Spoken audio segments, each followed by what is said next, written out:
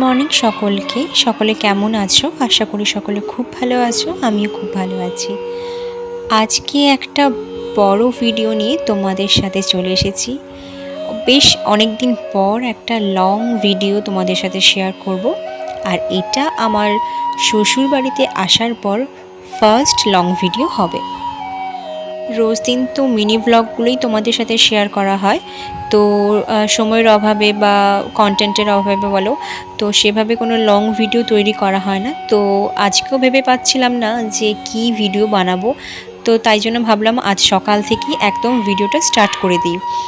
আজকে একটা যাওয়ার কথাও ছিল একটা জায়গায়, সেটা তোমাদেরকে ভিডিও শেষে বলছি। তো তাই জন্য আমি সকালবেলা ঘুম থেকে উঠেই একেবারে ভিডিওটা স্টার্ট করে দিয়েছিলাম।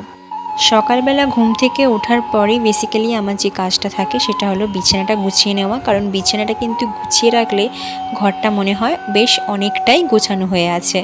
তো তাছাড়া আমার বিছানা কিন্তু এলোমেলো থাকলে দেখতেও ভালো লাগে না, তাই জন্য আমি সবসময় বিছানাটা গুছিয়ে রাখার চেষ্টা করি। তারপর সমস্ত জানালা দরজাগুলো খুলে দিলাম যাতে বাইরের একটু আলো বাতাসটা ঘরের মধ্যে আসে।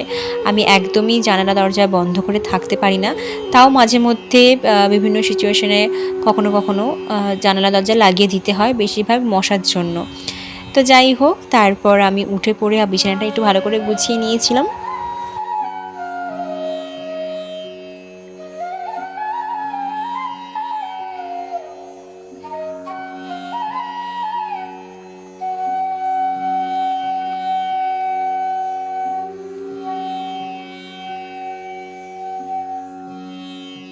আর যেহেতু আমার রুমটাতে আমি একাই থাকি, তো ঘুম থেকে উঠে পড়েই আমি আর কি না আমার পছন্দ মতো কোনো গান চালিয়ে দিই।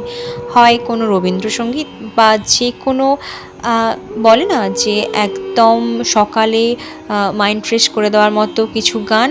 তো রবীন্দ্রসঙ্গীত হতে পারে বা কোনো ঠাকুরের গান হতে পারে, তো সেই ধরনের গানগুলো আমি চালিয়ে দিই যাতে গানটা শুনে একটু মাইন্ড ফ্রেশ হয়ে যায়, সারাদিন ঠিকঠাক লাগে। তো তাই জন্য এটা আমার বরাবরের অভ্যেস, আমি সকালবেলা উঠে একটু হলেও গান শুনে নিই। তো তারপর বা গান শুনতে শুনতেও কাজ করি আমি, এখানেও সেম গানটা চালিয়ে দেওয়ার পর আমি কাজ শুরু করি। আর সত্যি কথা বলতে মিউজিক থেরাপি কিন্তু সবথেকে বড় থেরাপি মাইন্ড রিল্যাক্সিংয়ের জন্য।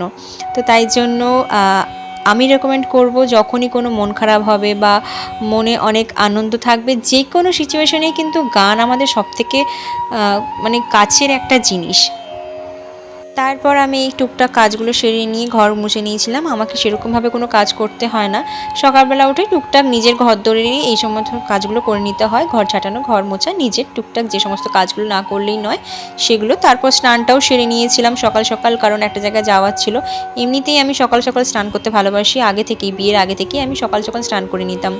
আর এখানে যে দোলনাটা এটা তো আমার একেবারে মনের মতো জিনিস হয়েছে, কারণ ছোটো থেকেই সবসময় ভাবতাম আমার নিজের বাড়িতে একটা দোলনা থাকবে আর আমি যখন মন চাইবে তখন গিয়ে বসে থাকবো। আর সত্যি কথা বলতে আমি দোলনাতে এখন মানে সুযোগ পেলেই এসে বসে থাকি। সকালে চা থেকে শুরু করে কোনো কিছু খাবার খেলেই মনে হয় দোলনাতে বসে বসেই খাই। তো সেরকমভাবেই আমি আজকেও দোলনাতে বসে বসে খাবার খেয়ে নিচ্ছিলাম।